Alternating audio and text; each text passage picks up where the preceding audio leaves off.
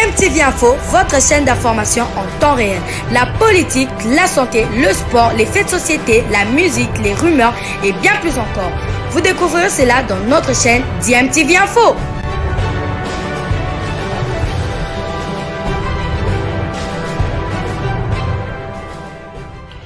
Vous êtes sur DMTV, bonjour ou bonsoir, tout dépend de l'heure à laquelle vous nous suivez. Tout plaisir est pour nous de vous retrouver, mais surtout de savoir que vous êtes nombreux en train de suivre votre chaîne YouTube DMTV. DMTV qui vous propose l'actualité, vous propose également des analyses et des réflexions sur des sujets d'actualité, sur des faits sociaux, tout simplement sur des réalités que nous observons ici chez nous en République démocratique du Congo.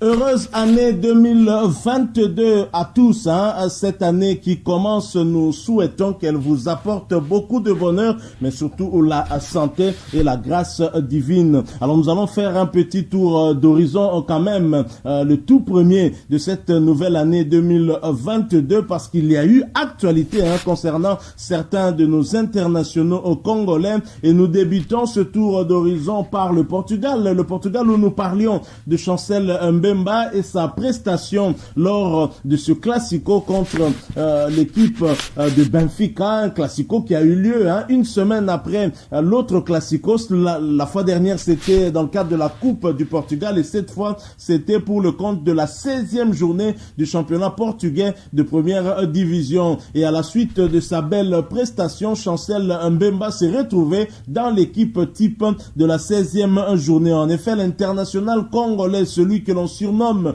le demi-dieu congolais, fait partie de l'équipe type de la 16e journée du championnat, comme le précise la Ligue portugaise de football. Le défenseur central international congolais, ensemble avec ses coéquipiers, avait réalisé un match presque parfait lors du choc face à Benfica, avec à la clé une victoire 3-1, et qu'il avait déjà éliminé le Benfica une semaine plus tôt, 3-0 en quart de finale de la Coupe nationale. Et seulement Chancel Mbemba, qui s'est montré régulier, a donc finalement été s'est retrouvé dans l'équipe type de cette 16e journée. Un avantage psychologique très important qu'ils viennent de prendre également avec ce deuxième succès face à leur concurrent direct, concurrent pour le titre de champion du Portugal. Nous l'avons encore fait pour nos fans.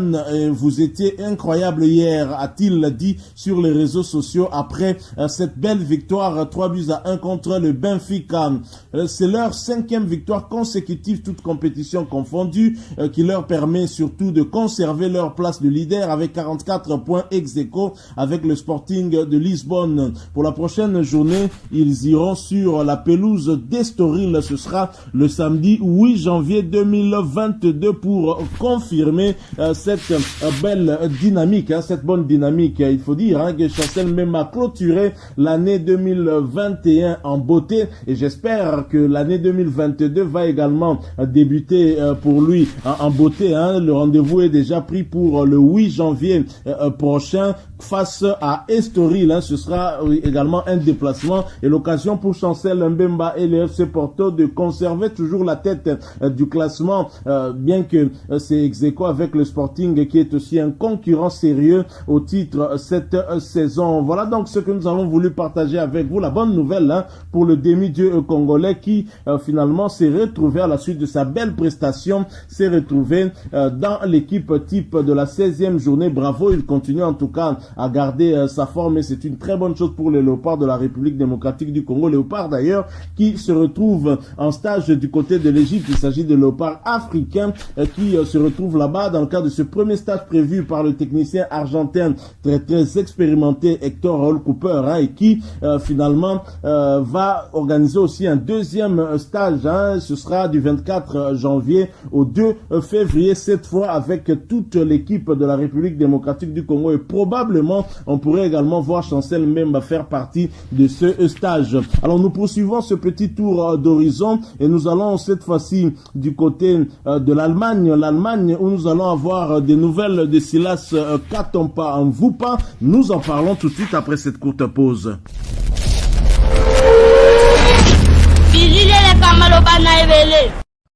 Revenu de Kinshasa après avoir effectué ce voyage pour obtenir un visa à l'ambassade allemande et ainsi aller faire la procédure de demande de titre de séjour, une procédure qui avait d'ailleurs déjà débuté. L'international congolais, joueur de VfB Stuttgart en Bundesliga, première division allemande, Silas Katompa Mvupa, a été contrôlé positif au Covid-19 après les tests effectués avant la reprise des entraînements de son club.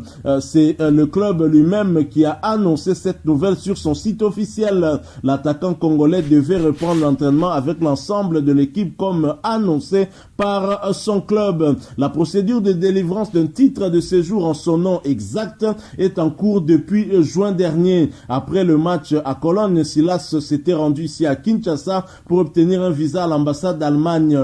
En attendant, Silas est de retour en Allemagne avec tous les documents nécessaires pour obtenir un nouveau permis de séjour sur une base légale et bien évidemment sécurisée, pouvons-nous lire sur le site officiel de Stuttgart.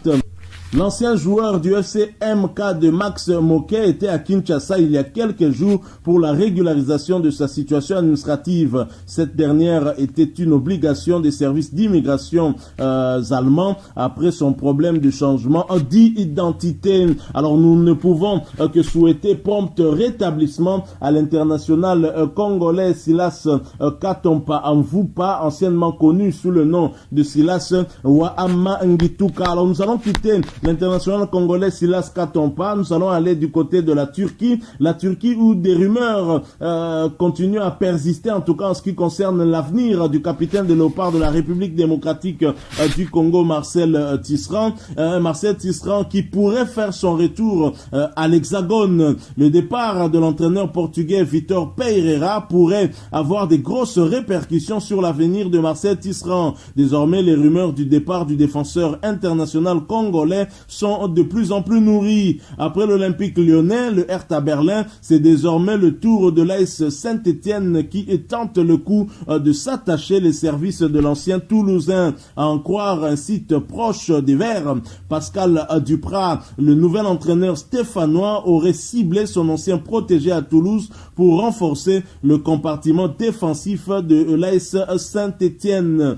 Marcel Tisserand qui pourrait voir ailleurs déjà dès le mercato hivernal prochain, mais jusque-là, tout ne reste que rumeur, rien n'est encore confirmé. Nous attendons donc voir, comme disent les Britanniques, wait and see.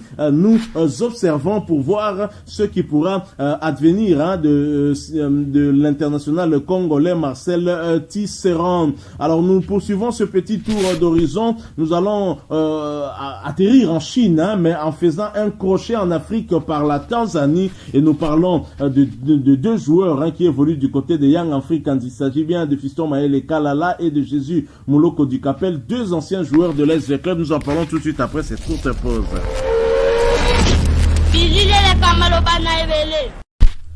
En Tanzanie, Fiston Mayele Kalala et Jésus Umuloko à la fête avec Young Africans devant Dodo Majiji. Young Africans qui n'en finit pas en tout cas de consolider sa place de leader au classement tanzanien, au championnat en tout cas tanzanien de première division. Fiston Mayele Kalala, Jésus Umuloko et Yannick Bangala, héritier Makamo ainsi que Serge Mukoko Tonombe et bien évidemment leur club Young Africans se sont très largement imposés sur le score de 4-0 devant la formation de Dodo Majiji en match comptant pour la 16e journée du championnat tanzanien. Les trois premiers cités ont été titularisés dès l'entame de cette partie où ils se sont régalés comme depuis l'entame de cette saison. Fiston Mayele Kalala et Mouloko Dukapel ont inscrit les deux premiers buts à la 41e minute ainsi qu'à la 56e minute, confirmant ainsi leur très bonne forme depuis l'entame de cette saison. C'est leur 8e succès de la saison et n'ont concédé que 2 matchs nuls. Ils vont confortablement conserver leur fauteuil de leader avec 29 points maintenant devant leurs frères ennemis, le Simba SC, qui ont 21 points et un match de retard pour la prochaine journée également. Ils vont croiser Police Tanzania. Ce sera pour le dimanche 23 janvier 2022. Voilà donc, cette très bonne nouvelle pour les internationaux congolais qui évoluent du côté de la Tanzanie, en l'occurrence Fiston Maele Kalala qui n'en finit pas de marquer, Jésus Mouloko Dukapel qui s'est illustré aussi en inscrivant l'un des 4 buts de son équipe qui a battu Dodoma, l'année qui s'est donc terminée en beauté pour les internationaux congolais de la Tanzanie. Félicitations à eux. Alors nous allons boucler ce tour d'horizon par la Chine où un autre ancien de la Ligue nationale de football de la République démocratique du Congo n'en finit pas de marquer. En effet, il en est à son 7e but cette saison en première division chinoise. Lui, c'est Oscar Tati Maritou avec son club de Kangzhou Mighty Lions. Et cette victoire, ils l'ont arrachée devant Dalian Pro. Oscar Tati Maritou et les Kangzhou Mighty Lions se sont imposés sur le score de 2-0 devant la formation de Dalian Pro en match comptant pour la 7e journée du championnat dans le groupe de la relégation. L'attaquant congolais a été titulaire, hein, bien évidemment. Il a disputé cette explication et comme depuis 5 matchs, il a à lui tout seul porté son équipe en inscrivant les 2 buts de cette partie. D'abord à la 59e minute ainsi qu'à la 90e minute plus 3. Ce sont ses 6e et 7e buts de la saison en championnat et le 10e toute compétition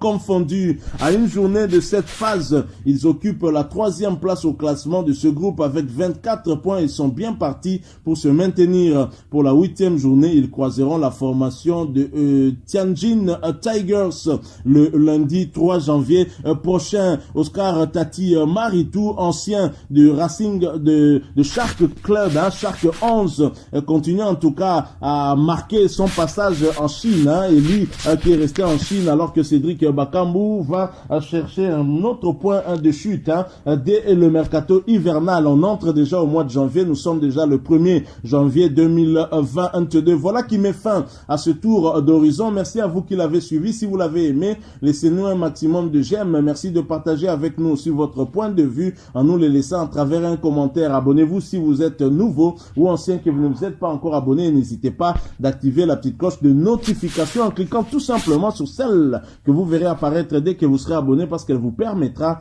de ne plus rien manquer des prochaines vidéos que nous allons vous proposer. Encore une fois, merci à vous. Nous espérons vous retrouver bientôt avec un autre sujet d'actualité. En attendant, portez-vous bien et DMTV vous présente une fois de plus ses vœux les meilleurs pour cette année 2022. Au revoir.